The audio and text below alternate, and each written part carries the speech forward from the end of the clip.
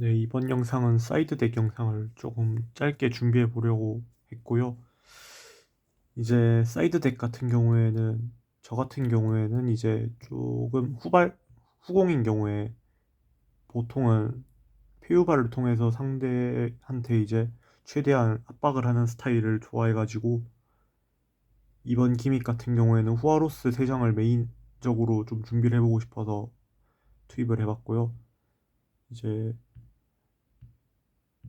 후아로스 같은 경우에는 보통 상황을 좀 타긴 하는데 일반적으로는 좋다고 생각을 해서 3장을 넣었고, 그리고 롱기누스가 이제 멜리스한테 되게 강하게 막히는 턴스킵급 카드여가지고 필수라고 생각을 해서 넣었는데 이게 생각보다 아프게 맞는 덱이 많아요 요즘.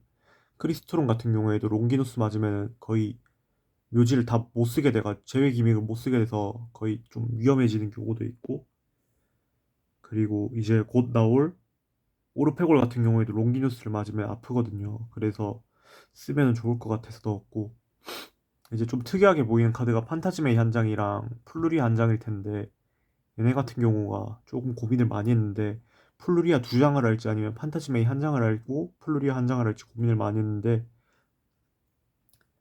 판타지메이를 넣은 이유가 이제 판타지메이를 써야 하는 경우를 생각을 해봤는데 얘가 좀 중요한 카드라고 저는 생각을 했는 게 이번 제 사이드 구축에서 좀 키카드가 되는 것 같은데 어, 예, 좀 설명을 쉽게 해보려고 하면은 저게 대상 지정을 막는 효과도 있고 그 다음에 패를 순환시켜주는 효과도 있는데 두 개 효과가 다 좋긴 한데 이번에는 유벨이 패 노유가 제한이 되면서 지금 패 관리를 좀 중요하게 봐야 하거든요.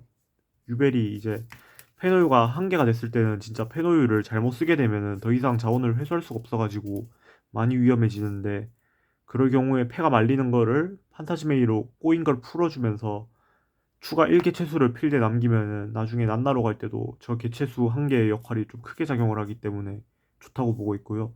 그리고 이제 유벨이 제가 지난 분기에 조금 연습을 좀 해봤는데 원석백룡 상대로 좀 힘든 감이 있었는데, 그래서 원석백룡이 이제 파란 눈의 정령을 무조건 꺼내야 하다 보니까 판타지 메이 각이 사실상 거의 나온다고 보고 있어서 한 장을 투입을 해서 상대 천광에 대해서 어느 정도 착지점을 가지고 싶어서 이렇게 준비를 해봤고요. 실제로도 이제 멜리스랑 원석병용 상대로 판타지 메이가 생각보다 강하게 박혔던 기억이 있어가지고 저는 아주 유기하게 쓰고 있습니다.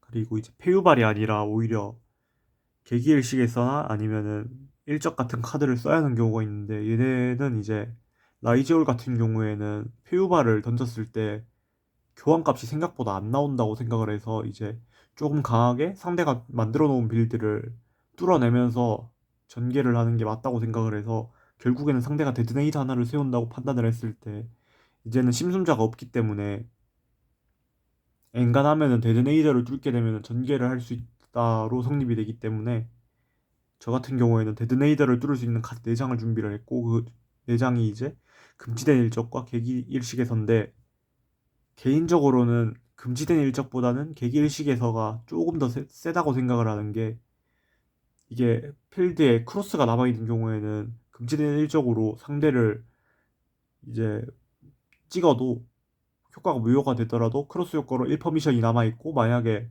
에그리게이터를 끼워놨다면은 이제 최소 2퍼미션은 남는다는 뜻인데, 그러면 되게 상대하기 힘들어가지고 이게 상황마다 다른데 그래도 일적도 생각보다 라이저를 상대로 세게 박혔어서 저는 일적을 쓰거든요.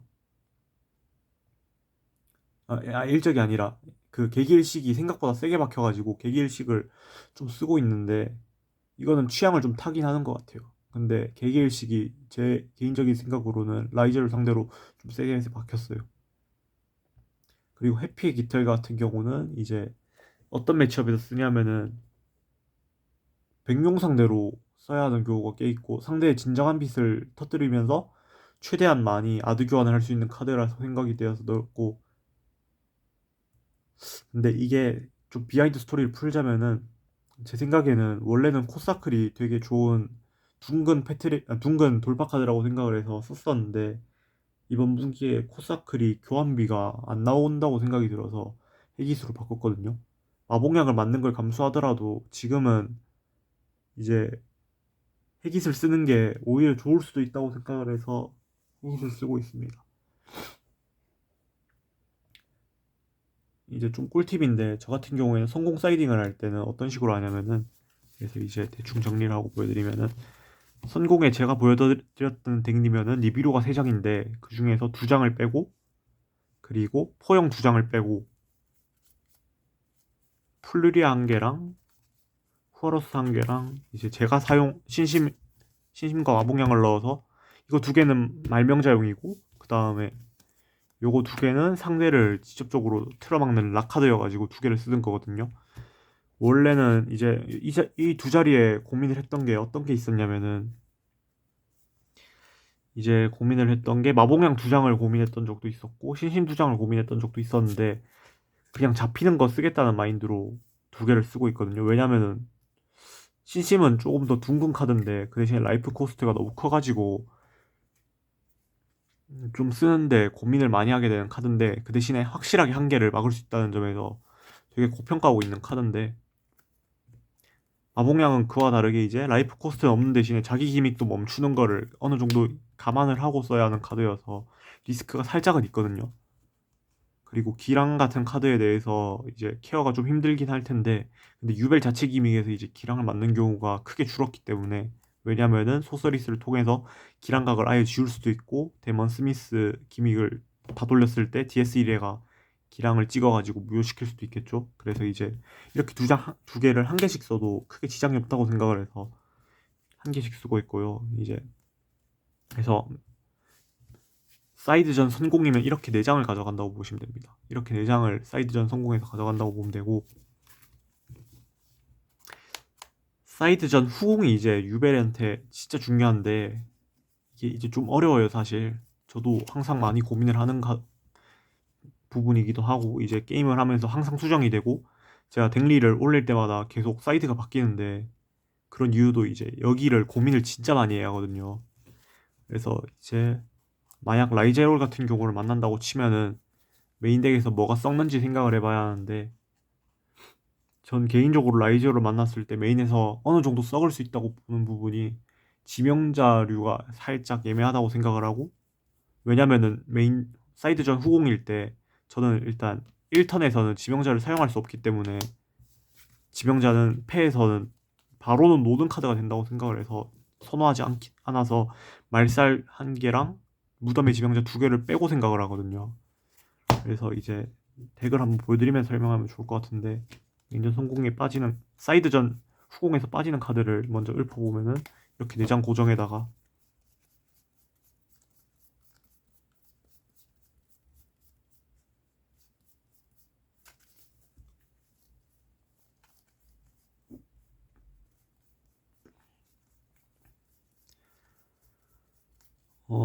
이렇게 5장은 일단 고정으로 빠지고요. 그 다음에 이제 뭐를 뺄지 고민을 많이 했었는데, 제가 내린 결론이 뭐냐면은 테라포밍 한 장이랑 해문을 빼서 7자리를 만드는 게 목표입니다. 그래서 이제 사이드전에서 거의 통상적인 경우면 이거 7장이 무조건 빠진다고 보면 될 거예요 아마. 그리고 이제 어떤 걸 넣을지 생각을 해보면은, 상대가 전개덱인데 이제 엑스트라 덱에서 전개를 하는 파츠를 많이 쓴다, 이러면 이거 3개가 고정으로 들어가고, 이제 링크 덱이다 그러면 뭐 판타지 메이가 들어갈 수도 있고, 프루리아가 좀 특이 케이스인데 얘는 라이제올이 아니면은 사이드전을 할 때 거의 쓰진 않아요 제가. 그래서 일단 후아로스 3장에다가 후아로스 3장 고정을 해놓고 생각을 하거든요. 만약에 라이제올이 나온다 치면은 이제 이렇게 넣고 개기일식 2개에다가 일적 한계까지 넣고 가고, 이렇게 하면 7장이죠. 이렇게 7장을 맞춰서 가고, 멜리스가 나온다 그러면 이제 판타지메이 1개에다가 롱기누스 3장을 넣어가지고 이렇게 7장을 맞춰서 가거든요. 어떤 느낌인지 대충 감이 오실 거예요 아마. 그래서 사이드전 후공일 때는 무조건 패트랩을 많이 넣어가지고 이제 패트랩 매수를 최대한 20장에 가깝게 만들면서 20장 가깝게 만들어서, 지금 원래 패트랩이 13장 들어있던 걸로 기억을 하는데 그럼 이렇게 넣으면 거의 20장이거든요. 맞나? 리뷰를 3개에다가 드롤 2개에다가 우라라 3개에다가 증지 2개에다가 포영 3개까지 합치면 13개 맞거든요. 그럼 이렇게 나오면 패트랩이 20장이에요. 이런 식으로 이제 패트랩 매수를 최대한 올려가지고 상대를 좀 연맥이면 좋을 것 같고요. 그리고 이제 백룡 같은 경우에는 사이드를 좀 다르게 짜는데, 저 같은 경우에는 백룡을 상대할 때 헤이 3장에다가 그 다음에 플루리아 1장에다가, 백룡은 좀 사이드를 다르게 짰어요. 왜냐면은 이것도 이유가 있는데, 이렇게에다가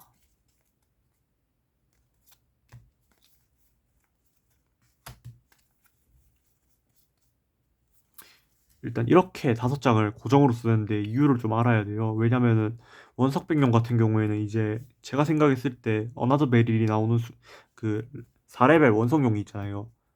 걔가 나오는 순간 게임이 진짜 힘들어져가지고 걔 나오기 전에 1드로라도 더 땡겨야 한다는 마인드로 저는 게임을 하거든요. 그리고 이제 생각을 해보면은 플루리아를 던지게 됐을 경우에는 상대가 빛의 영당을 통해서 추가 1소권을 내렸을 때 1드로를 더 받기 때문에 최소 2드로를 본다는 마인드일 수도 있고, 근데 보통은 상대가 그렇게 전개를 안 하겠죠, 그러면은. 그래서 최소 1드로는 확정으로 땡긴다는 마인드로 이걸 쓰고 있고요. 그리고 이제 남는 자리에 후아로스 이렇게 2개를 넣거나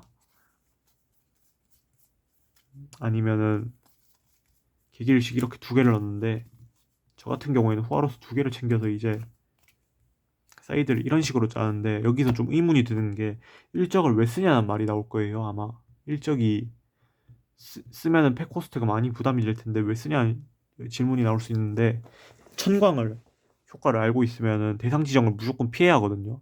유배 같은 경우에 이제 1소모 가령 제가 로터스를 일수했을 때 거기다가 천광을 맞게 되면 좀 많이 힘들어질 수가 있어가지고,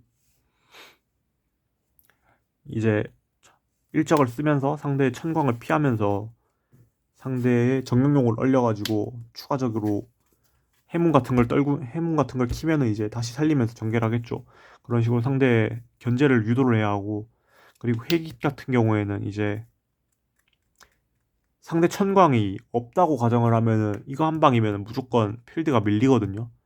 그래서 무조건 쓰는 카드여서 굉장히 좋다고 보고 있어서 지금은 쓰고 있고요.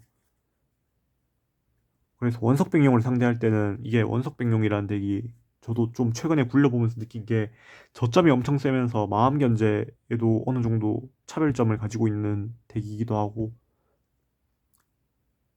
그리고 생각보다 이게 빌드가 단단하게 나와요. 이제 전개를 보통 어나더 베릴 1개에다가 그 다음에 뭐 현사 1개면은 벨러 패로 가져오면서 정령용 세우고 마음 뒤에다가 쫙 깔아놓고 이제 엔드를 치는데, 그러면 되게 뚫기가 힘든데 그럴 경우 헤이 자체가 밸류가 되게 높다고 생각을 해서 전 쓰고 있고요. 그래서 핵잇을 썼는데 만약에 상대가 그 천광으로 제 핵잇을 대상 지정하면은 그걸 일적으로 치우면서 핵잇을 통과시켜가지고 상대 필드를 다 미는 것도 고려를 하고 있어가지고 일적이 천광 상대로 조합식이 되게 세다고 생각을 해서 전 쓰고 있어요. 왜냐면은 원석백용 본체는 사실 진정한 빛이랑 그 다음에 옆에 있는 천광이거든요. 천광이 어떤 카드냐고 궁금해하실 수 있는데 대충 보여드리면은, 잠시만요. 이게 이제 제 동생한테 받은 카드긴 한데 보시면은 이제 조건이 만족됐을 때 상대 필드의 앞면 표시 카드를 대상 지정에서 무효로 하고 제외시키는 효과인데, 이게 마음도 찍을 수 있어가지고 되게 깔끔했거든요. 그래서 천광을 백룡덱 상대할 때는 그래서 파란 눈의 위광이라는 카드랑 그 다음에 저 원석의 천광이라는 카드 2개만 의식을 해서 게임을 하면 생각보다 쉽게 굴릴 수 있어가지고 그거를 잘 생각을 해야 돼요. 제가 이렇게 설명드릴 이유가 있는 게, 보통 백룡을 이제 사람들이 알 때는 붉은 눈, 아니 그 뭐였지? 붉은 용인가? 그걸 꺼내가지고 자신의 11렙 싱크로 몹을 찍고 쉬프를 내는 경우도 있는데, 보통 그렇게 전개를 할 때는 이제 니비루를 케어할 수 있을 때만 그렇게 전개를 하는데, 니비루를 케어할 수 없으면 그렇게 전개를 했다가는 니비루를 맞고 게임이 터지거든요. 그래서 보통 사람들이 정령용 1개를 세우고 아마 엔드를 할 거예요. 그러면 전열 자체는 그렇게 두꺼운 전열이 아니어가지고 이제 마음 견제를 좀 받아내야 하는 형태가 되는데, 그러면 이제 니비루 3장은 메인에 결국 들어가야 하는 거거든요. 상대가 의식을 안 했을 때 니비루를 던지면은 제일 세게 박히는 카드여가지고 니비루 3개를 고정으로 쓴다고 치면은 이렇게 결국 빠질 수밖에 없단 말이에요. 그랬을 때는 이제 일적을 통해서 자신의 핵깃을 잡았을 때 그 핵깃을 통과시키거나 아니면은 상대가 견제가 날아올 때 일적을 통해서 피해주는 역할로 쓴다고 생각을 하면 될 것 같아요. 그래서 원석 변경 상대로는 대략 이런 식으로 쓸 것 같고, 이제 멜리스 얘기했고 원석 백룡 얘기했고 라이제올 얘기했으니까 이제 메멘토 같은 경우에 좀 얘기를 해보자면은, 메멘토는 메인 이거 6장 그대로, 이거 7장 그대로 빼고 메멘토도 이제 이렇게 넣고 이렇게에다가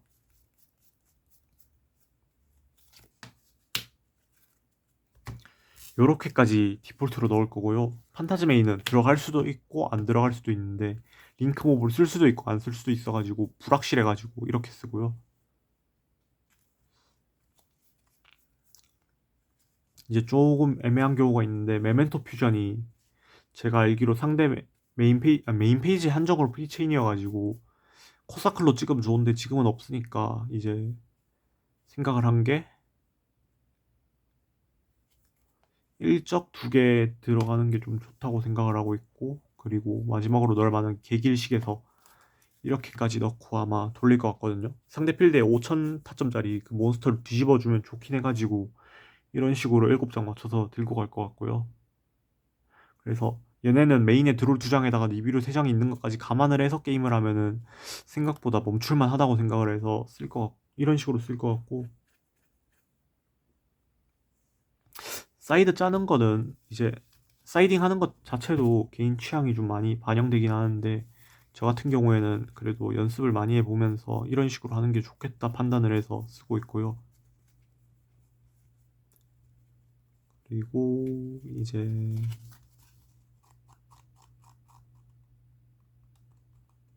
솔직히 나머지 메타 덱 같은 경우에는 그냥 많이 연습해 보시고 자기 취향대로 갈아도 큰 문제 없다고 보거든요.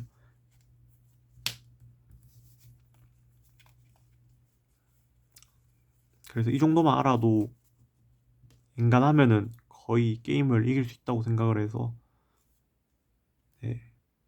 궁금한 점이나 그런 의문사항 같은 게 생긴다면 이제 댓글로 달아주시면은 제가 읽어보고 설명해 드릴 수 있는 거는 최대한 자세히 설명해 드리도록 하겠습니다.